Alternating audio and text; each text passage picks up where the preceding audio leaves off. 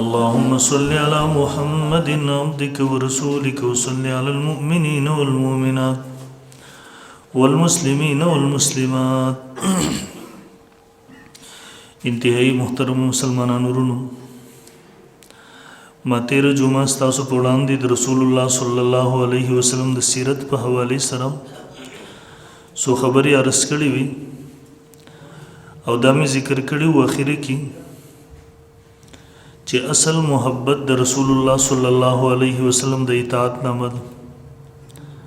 په هغه ضمن کې په هغه حوالې سره دوه خبرې نن ستاسو په وړاندې مزید عرض کوم.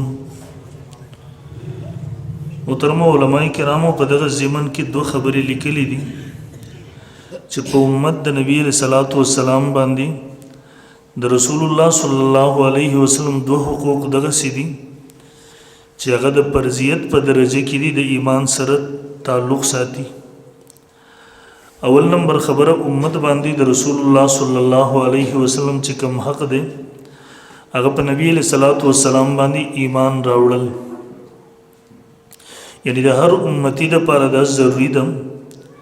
چې د په دې خبره باندې عقیده ولري چې رسول الله صلی الله علیه وسلم د الله نبی او رسول دی، د الله رب ذوالجلال د طرف نه انسانیت ته مبعوث شوی دی، را لېږلی شوی دی. او بیا محترمو د تمام انبیاء کرام علیهم الصلوات و تسلیمات په حوالې سره یو زمونږ عقیده ده هغه د رسول الله صلی الله علیه وسلم په حوالې سره هم ده. د سیدنا حضرت آدم علیه السلام نه واخلم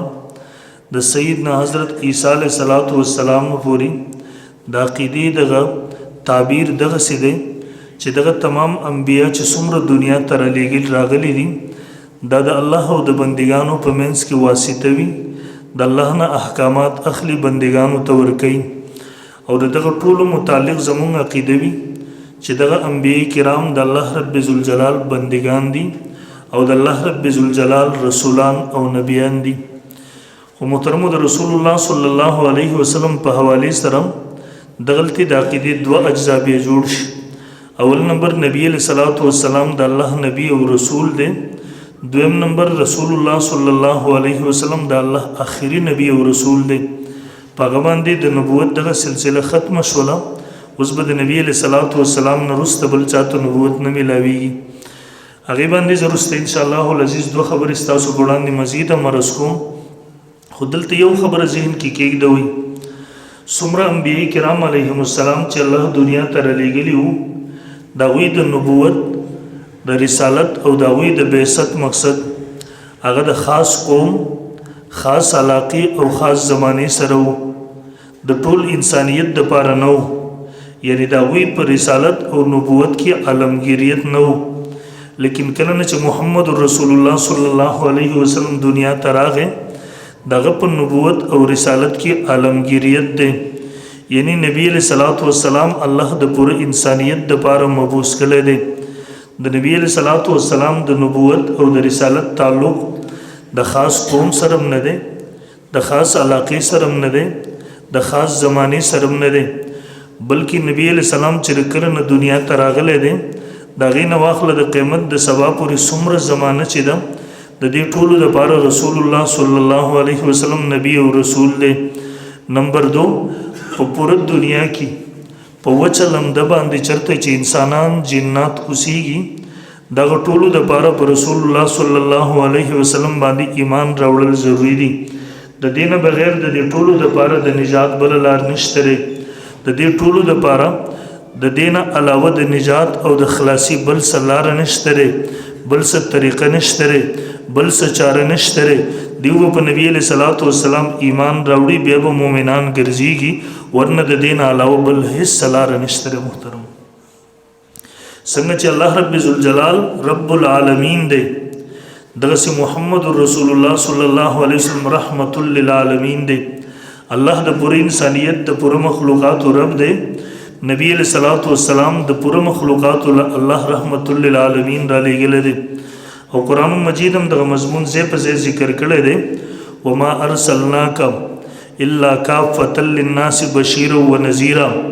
پیغمبر ته مونږ د یو خاص علاقې دپاره نبي نه جوړ کړی، ته مونږ د یو خاص زمانې دپاره نبي نه جوړ کړی، تمام د یو خاص قوم د پاره نه جوړ کړي بلکې قانون او ضابطه دا وما ارسلناک تمام نه لګل پیغمبر الا کافۃ للناس مگر د پوره انسانیت د پاره بشیر او نذیر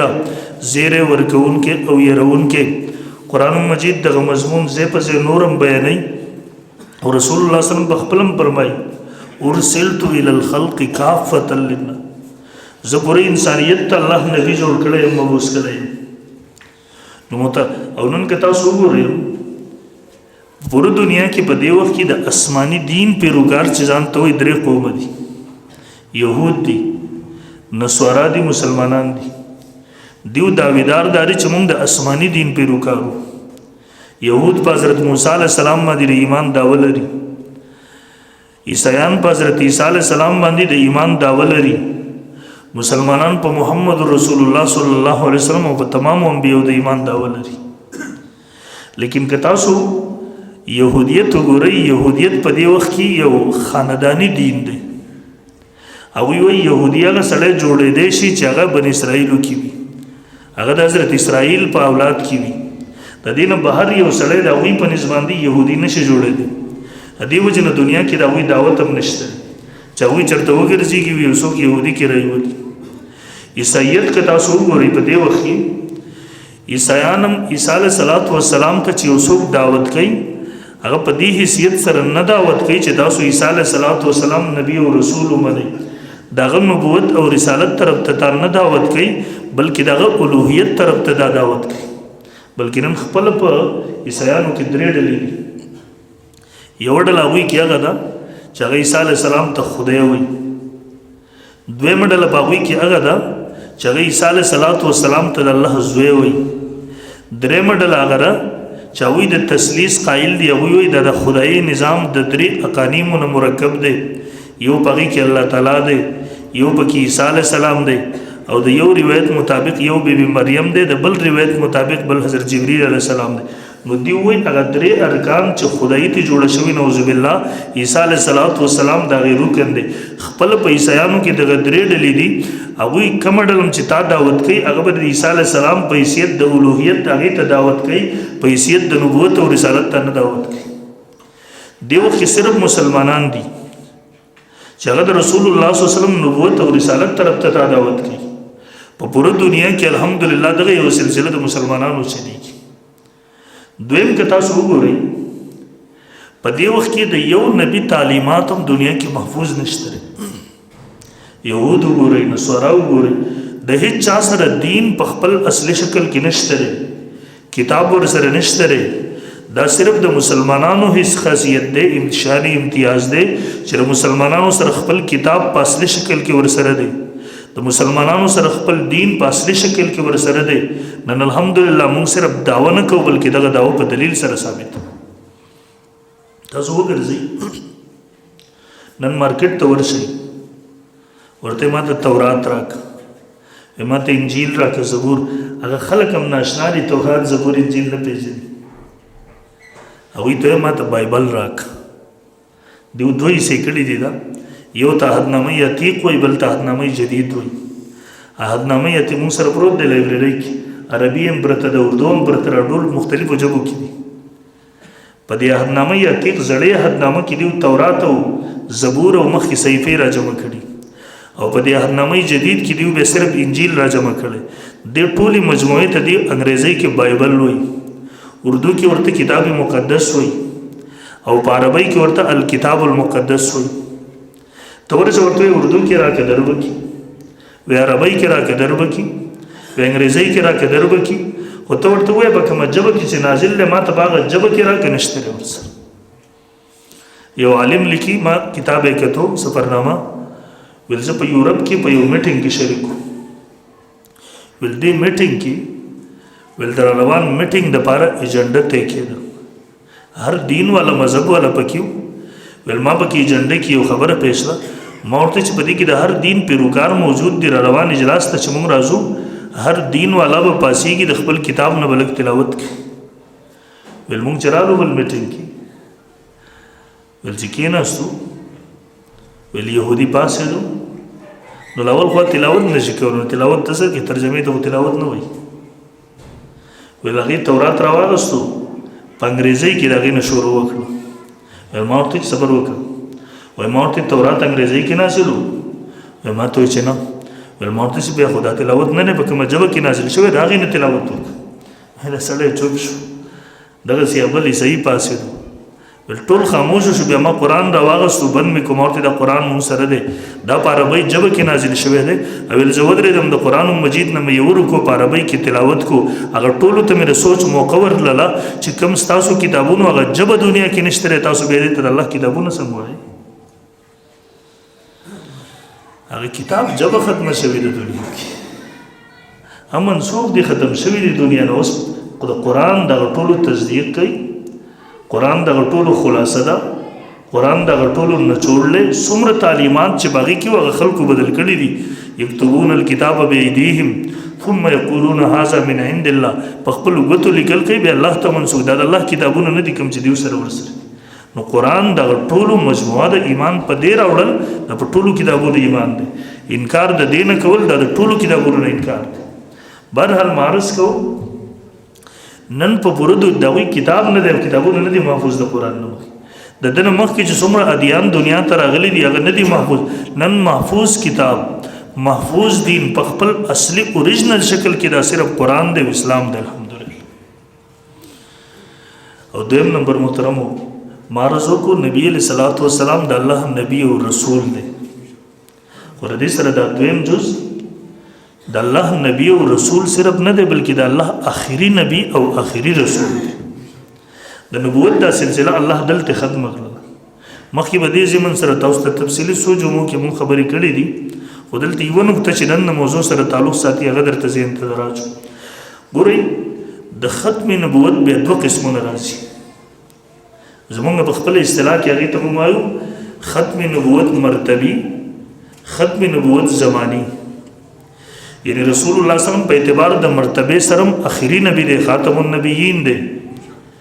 په اعتبار د زمانه سره نبی علیہ الصلوۃ والسلام اخرنه نبی دی خاتم النبیین دی. کله به تاسو ته یو څه اشکال راځي تاسو یې نبی علیہ السلام اخرنه نبی دی جی اخرنه نبی دی به وتا ته د اخري نبی مطلب راته بیان ک ته ورته نبی علیہ السلام د ټولو انبیو په اخره کې الله راولې نو تاسو به ذهن کې قادیانیان اشکال راځي نور بدینه بدرته اعتراض دراچي چې ګوره د ختم نبوت معنا ده چې الله نبی علیہ الصلوۃ والسلام باندې ټول کمالات را جمع کړي دي او د کمالاتو دا دروازه د نبوت په نبی علیہ السلام الله بند کړي ده. نو قادیانی به تاسو وایي موږ وایو چې رسول الله صلی الله علیه وسلم په اعتبار د مرتبه سره اخري نبی دی تاسو وایي په اعتبار د زمانه سره اخري نبی دی. نو په اخره کې راتلل دا خو سره فضیلت خبره نه شوه تاسو د رسول الله صلی الله علیه وسلم فضیلت نورم کموي. تاسو ګورئ دا جمعات دی یو سړی اول راغلی یو مینس کې راغلی یو اخر کې راغلی نو کېدای شي په اخر کې یو دغسې سړی راشي چې ټولو کې ګناهګار دی. نو دا په اخر کې راتلل خو د دې خبرې دلیل نه شو چې دا په ټولو کې غوره دی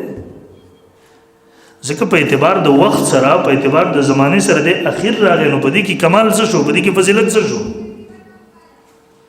نو دې کې یاد وساتئ هغه ته وایي دجل نه کار ما خلا. د ختم نبوت دوه قسمونه دي مونږ په دواړو باندې ایمان لرل ضروري ګڼو. یو ته خاتمیت مرتبی وایي یو ته خاتمیت زمانی وایي. دې وجه نه خو دا بحث مولانا قاسم نانوتي رحمه الله د دارالعلوم دیوبند بانی حجت الاسلام قاسم العلوم والخیر مستقل کتاب یې بدې لیکلی په دې اشکال. الله ته پته وه چې یو بدبخت خبیث به پیدا کېږي هغه د مسلمانانو ذهن ته دا قسم اشکالات وراچي هغه د هغه وخت نه په دې لیکل وکړه دا سوال التهلکو مستقل کتاب یې پرې ولیکه. نن هم بعضې کم عقله پرې نه پوهېږي پر حدیث به اعتراضات شروع کړي ځکه هغه قادیانیت سره واسطه نه وي راغلي دا موضوع مطالعه کړې نه وي دا موضوع کتلې نه وي د دې وجې نه په هغه بزرګان امت اعتراضات شروع. مولانا اصل بحث ختم نبوت مرتبی څه ته وایي یعنی رسول الله صلی الله علیه وسلم په خپله فرمایي د ترمذي شریف کې حدیث دی دغه رنګې نورو کتابونو د حدیثو کې دا حدیث موجود دی کنت نبیا و آدم بین الماء والطین زه هغه وخت کې زما روح په نبوت باندې سرفراز شوی و ما ته الله نبوت را کړی و چې کوم وخت کې آدم علیه السلام د اوبو د خټو په منځ کې ولا پیدا و په دې وخت کې د نبوت ټول کمالات الله رب ذوالجلال پر رسول الله صلی الله علیه وسلم باندې ختم کړي نبی علیه السلام په صفت د نبوت سره د هغه وخت نه سرفراز شوی ولا جسم مبارک نه دی پیدا شوی د نبوت څومره کمالات دي د نبوت څومره فضایل دي الله نبی علیہ الصلوۃ والسلام باندې ختم کړه دیو جن تاسو قران لګ را واخله یو آیات تاسو مطالعه کړئ د مضمون منبذین کې راشي وَإِذْ أَخَذَ اللَّهُ مِيثَاقَ النَّبِيِّينَ لَمَا آتَيْتُكُم مِّن كِتَابٍ وَحِكْمَةٍ ثُمَّ جَاءَكُمْ رَسُولٌ مُصَدِّقٌ لِمَا مَعَكُمْ لَتُؤْمِنُنَّ بِهِ وَلَتَنصُرُنَّهُ د دنه پس چې انبیاء علیهم السلام ته نبوت ملاویدو عالم ارواح کې الله دا وینو وعده واغست ول تاسو ته نبوت در کوم خو تاسو په زمانه کې او بیا هر نبی د خپل قوم نم دا وعده واغست چې که زمانه وروسته محمد رسول الله راشي نو تاسو هغه باندې ایمان هم راوړئ دغه نصرت او امداد هم کوي دا هر پیغمبر د خپل قوم نه وعده غوښتي خپل قوم ته دې ترغیب ورکړي دي خپل قوم دې طرف ترابللې دي واستاسو ګوري رسول الله صلی الله علیه وسلم د نبوت ټول فضایل ختم شو کمالات ختم شو مونږ چې نبی علیہ السلام اولین هم دي آخرین هم دي دغه اولین کېدو مطلب دا دی واستاسو ګوري نبی علیہ السلام په هغه وخت کې شرف د نبوت ورته ملاو شو فضایل د نبوت باندې ور باندې ختم شو کمالات ور باندې ختم یعنی څومره فضایل چې الله دلته ختم کړ څومره کمالات چې الله دلته ختم کړ وس په اعتبار د فضیلت سره په اعتبار د مرتبه سره په اعتبار د شان سره دغه سي نبی بل دنیا کې نشته دا ټول کمالات فضایل دلته ختم شو ویبا دنیا کې به انبیاوی خو د دې درجه د دې فضایل والا د دې کمالات والا نشته اوس په اعتبار د مرتبه سره رسول الله صلی الله علیه وسلم خاتم النبیین شو د دن رسته که اوس بل نبی راځي نو د مرتبه او درجه ته ور باندې فرق نه رسیږي مولانا نوتی صاحب دلته خبره ولیکل ول کده نبی علیہ الصلوۃ والسلام نرسته اوس بل نبی راځي نو د خاتمیت ته په فرق نه رسیږي فضیلت تعظمت ته په فرق نه رسیږي بعضو یارانو دوستانو باس راوغستو وی نبی علیہ السلام خو اخیری نبی دی او د خپل کتاب کې لیکي چې د نرسته پیغمبر بل پرس کې د نرسته بل نبی راځي نو یو خو بل پرس لفظ وړاو دویم قمقل دې تم نه ګوري چې بحث د سکه د خاتمیت مرتبه کوي د زمانی کوي وسأل تغي بل بحث چي کمالات فضائل په ختم شو خاتمیت مرتبه د ملاو شو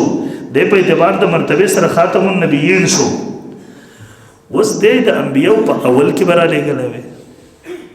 یی که په منځ کې را لګلې مخکره خبره وا د دین وروسته بل نبی را لګلې نور انبیا براتله شریعتونه براتله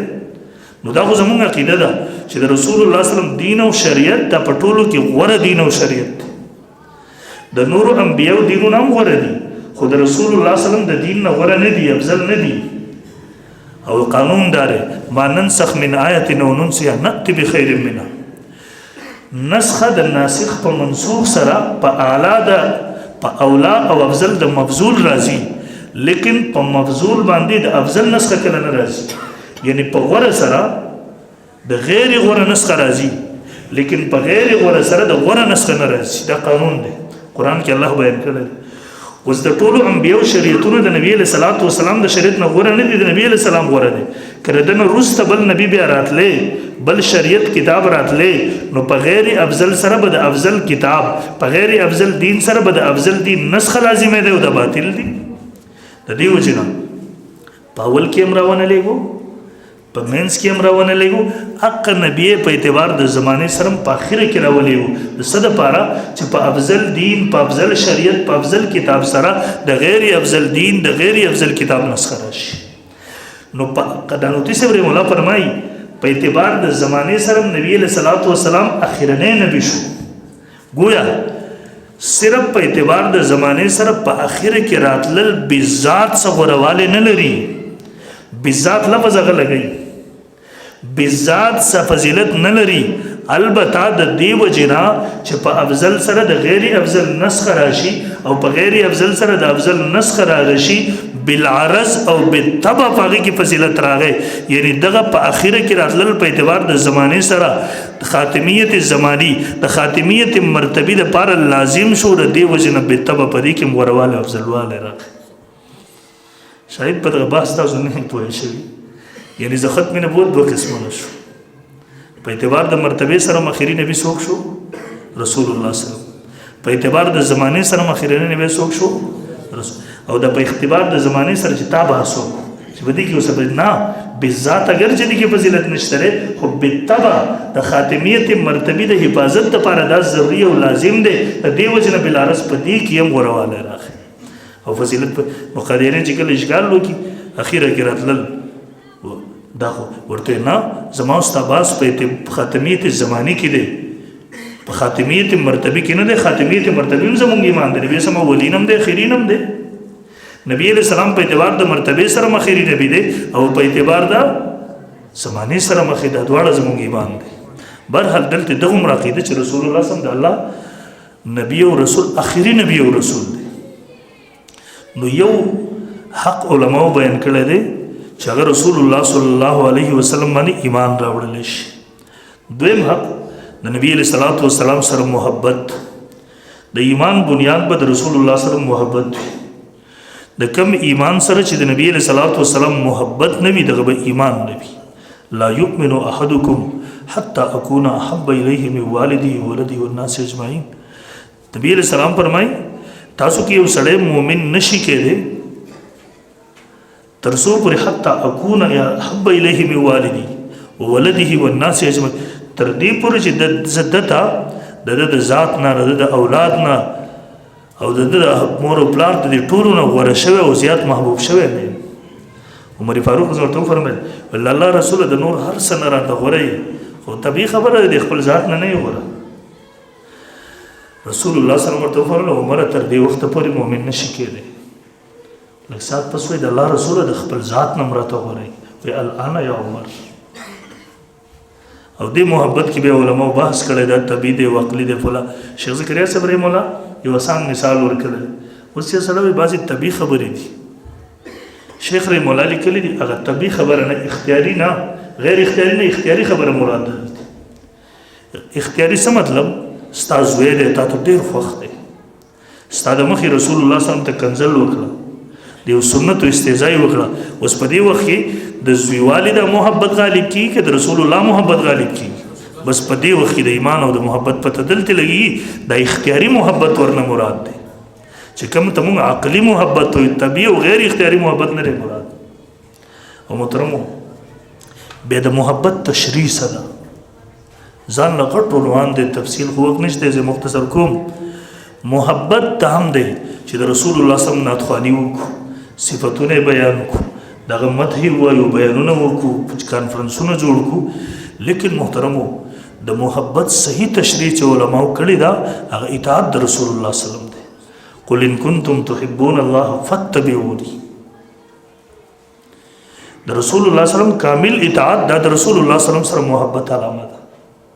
یو څوک چې رچا سره محبت ساتي بیا دغه شکل او صورت خپلوي بیا دغه طور طریقې خپلې تاسو ګورئ د صحابو د ټولو نه زیات محبت د رسول الله صلی الله علیه وسلم دومره محبت چې نبی علیہ الصلوۃ والسلام د هر څه چې محفوظ دی ګوره اداګانې نبی علیہ السلام به خبرې دغه سې کولې رنگ مبارک یې دغه سې و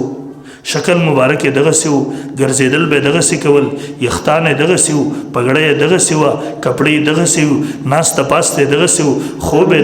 دا هر څه صحابو محفوظ کړي دي ولې یو څوک چې چا سره محبت کوي دغه هر ادا محفوظ کوي ځان سره د دې صحابهونو کامل محبت د هیڅ چا دنیا کې نه او دومره محبت او دومره محبت کنه تاسو به اورېدلي روایت علماونه احد کې شیطان چې څنګه ولګول ان محمدن خدمات رسول الله صلی الله علیه وسلم وفات شو قتل شو مدینه منوره ته دا خبر را ورسېدو یو بډای زنانه ده ام عماره پته ورته وم لګیږي چې دا خبر دروغ دی لیکن زړه تسلی نه کوي بهر راووت او आवाज کسان په نظر ورغله ورته د نبی علیہ السلام سهال له هغه ورته ام عماره نبی علیہ السلام خو روغ دی استاد د پلار لاش د احد په میدان کې پروت په وینو کې سور د مخ کې زی بلکې اطلاع ورکې د رور لاش تل ته په وینو کې سور پروت د مخ کې زی پروا نه کوي اطلاع ورته ملاویږي د بچی لاش د په وینو کې سور پروت د پروا نه کوي مخ کې زی کله چې رسول الله صلی الله علیه وسلم باندې نظر ولګېدو به د خلینه به اختیار یو جمله وتلا بالکل مصیبت بعد محمد صلی الله علیه وسلم سهل چې کله نبی علیہ السلام روغ دی زما ور باندې نظر ولګېدو به د پلار شهادت به د زوی شهادت به د رور شهادت دا ټول برداشت کول آسان دي خو د رسول الله غم برداشت کول ګران دي رسول الله صلی الله علیه وسلم یو صحابي ولګو بل تلاش پلان کې صحابي تلاش سات تلاش چې لاړو هغه ما بیا نه مونږ زخمیانو کې ول شهیدانو ته ورلم ول دې اخیرنو سلوو کې دي ول کله چې ما ورته ویل رسول الله صلی الله علیه وسلم ستا خبر واړي سلام یې در باندې ول دې را پاسېدو کوشش کوي در پاسېدو خو نشي را پاسې دي وای ما ته وایي زما قوم انصار براجمه کې نبی علیہ السلام ته زما سلام وې ورته وې ستاسو سردار اخیری تاسو به پیغام پرې خو مونږ رسول الله صلی الله علیه وسلم ته ضمانت ورکړو مونږ مدینه منوره ته راوستو د حفاظت ذمہ ما غستوا خبردار سلور طرف تراجمه شي رسول الله صلی الله علیه وسلم حفاظت وکي کسن نقصان تکلیف چا ورسو الله بدر نه د قیامت فورز بیا تبوس کوي ول پاغه حالت کې شهید شو ما چې کله رسول الله صلی الله علیه وسلم ترغه پیغام را ورسو ول د نبی علیہ السلام سترګو مبارک کی اوخ کې راغلي به اسمان طرف ته سر اوچت کو یا الله زره سات ناراضی هم تر سات ناراضی د صحابه محبت کې تاسو وګورئ یقینا دنیا کې دغه سه محبت د چا پلار هم نشي پیدا کولی د دې وجنه صحابه جلوسونه نه دي وستي بدول سم ربي ولو صحابه جنډې نه دي لګولي صحابه په دې ورځ باندې چراغان نه دي کړي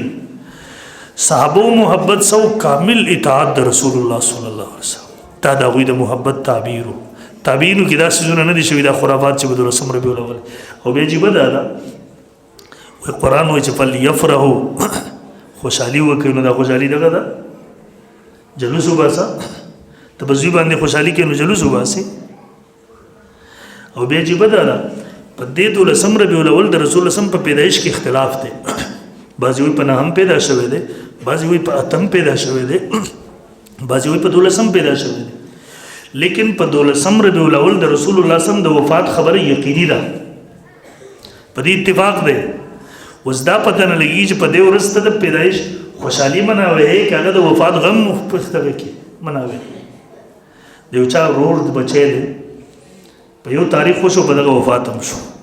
غم او خوشحالي جمع شو یقینا غم ته باغې باندې فوقیت ملاويږي بلکې صحابه په دې ورځ دومره غمجن وو عمر فاروق رضی الله عنه راوستل چې چا چې رسول الله وفات شوی سټ وهم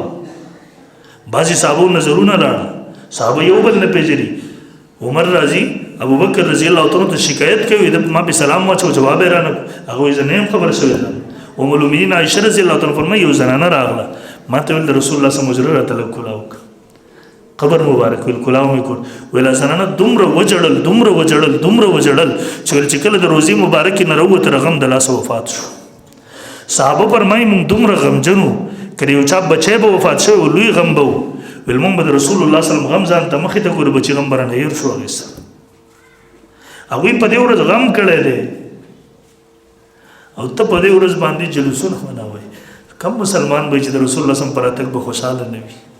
په بعثت به خوشاله نه او محترمو محبت د رسول الله صلی الله علیه وسلم د اطاعت د نبی له سره موږ د سنت ژوند کو په خپل ذات کې په خپل کور کې په خپل بازار کې په خپل معاشره کې دې ته ویل کېږي محبت دا دوه سيزونه دا رسول الله صلی الله علیه وسلم محبت اول ایمان راوړل دویم نمبر محبت او محبت به څه ته ویل کېږي اطاعت د رسول الله صلی الله علیه وسلم الله دې موږ تاسو ته دواړه نصیب کړي او الله دې په غیبه باندې موږ ته استقامت نصیب کړي واخر دعوانا